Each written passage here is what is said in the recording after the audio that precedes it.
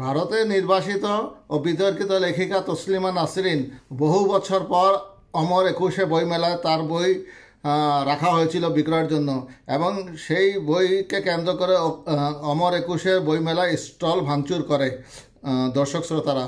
অমর একুশে বইমেলায় নির্বাসিত লেখিকা তসলিমা নাসরিনের বই রাখা ও বিক্রির অভিযোগে স্টল ভাঙচুর করা হয়েছে। সোমবার 10ই ফেব্রুয়ারি সন্ধ্যার পরে এ ঘটনা ঘটে।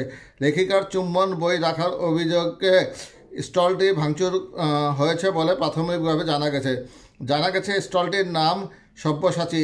এই বই মেলার 128 নম্বর স্টল। সর্বশেষ তথ্য মতে প্রশাসনের পক্ষ থেকে স্টলটি বন্ধ রাখা হয়েছে। বিক্ষুব্ধ জনতার পাশাপাশি পুলিশকে সেখানে অবস্থান করতে দেখা গেছে। ঢাকা মহানগর পুলিশের রমনা বিভাগের উপকমিশনার মাসুদ আলম জানিয়েছেন, স্টলের শতাব্দী ভবক নামের এক ব্যক্তির সঙ্গে ঝামেলা হয়েছে, তাকে থানায় নেওয়া হয়েছে। তিনি আরও জানান, ওই ব্যক্তি যে অপরাধ করেছেন তার বিরুদ্ধে যথাযথ আইনি ব্যবস্থা নেওয়া হবে এবং এই বিষয়ে মামলা দায়ের করা হবে।